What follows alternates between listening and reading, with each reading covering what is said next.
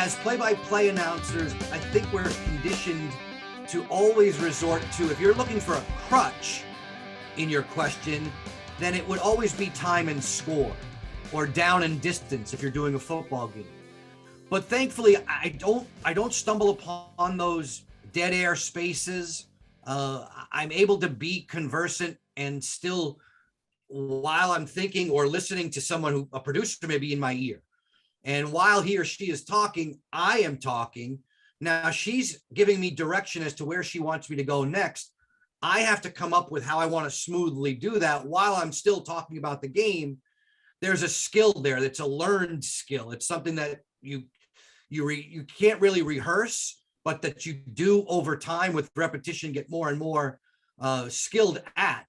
If you blank as a play-by-play announcer, always go back to time and score. Always remind people that Alzner has scored first and the Caps have a 1-0 lead.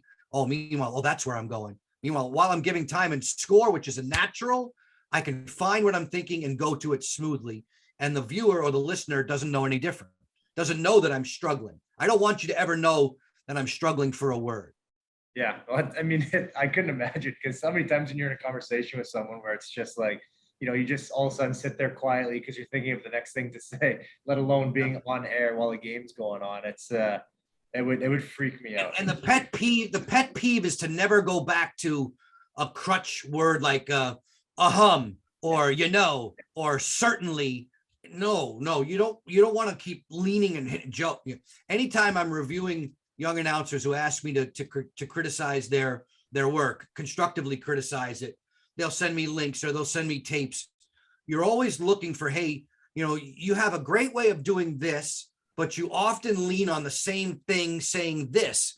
Mike Emmerich would tell me when I was in my early 20s, Joe, use your vocabulary. Find different ways to say the same things, because in 2.5 hours, you're saying an awful lot of words and they're descriptive words about plays. So find different ways to use descriptive verbs to explain to the people that this dump in from center can be a dump in, it can be a lob, it can be a pitch, it can be whatever word you use that's actively describing it, so that you don't say dump, dump, dump, dump, dump over and over, pass, pass, pass, pass, pass over and over.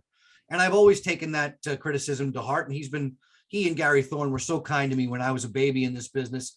They helped form where I am now. And I hope I only get better with those sorts of things. But when you're talking about a stumble or a word that's making you freeze, as a play-by-play person, I always advise go to the score, give the score. You can never give the score enough, even with a bug on the TV monitor, especially in radio. If you're doing radio, always give that score within 60 seconds. Sure. And look, Doc Emmerich has always been the gold standard for that. I don't know if I've discussed this, but I've known Doc since I was 4 years old.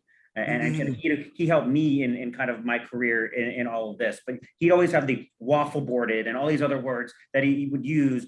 And doing live sports is really hard. Doing live hockey is incredibly hard. I did play-by-play on baseball and soccer in college. It's incredibly hard to do hockey. And that's why you're a pro and great at this, because it's really tough.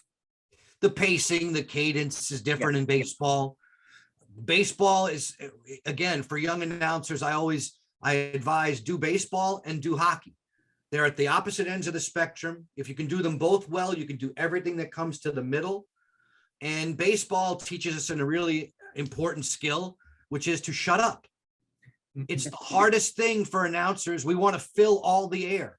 You don't have to, especially on television, where we have so many cameras now pointed in so many different directions. Let the director, let the producer tell the story. You don't have to fill every second. Baseball teaches you to shut up. That's why I like doing it. It's hard to make myself, but when you zip it, all of a sudden now the viewer, the listener becomes that much more in tune with what they're seeing and what they're hearing. Maybe the crack of the bat or the call of a vendor calling out, hot dog. I mean, that sort of thing that you wouldn't hear if you were yammering away.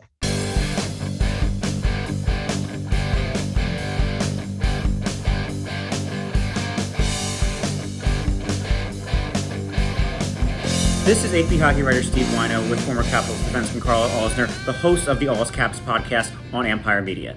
Yeah, I just want to say thanks to everybody that's tuning in to the Alz Caps podcast on the Ampire Media YouTube channel. We're going to try and get as much going as we can. Well, we love doing the video stuff. I hope you also get a chance to listen to the John Keim report about the Washington Commanders. We're going to have John on at some point and do some cross promotion, but please stay tuned to everything that we have on Ampire Media, on YouTube, and on Apple Podcasts and Spotify.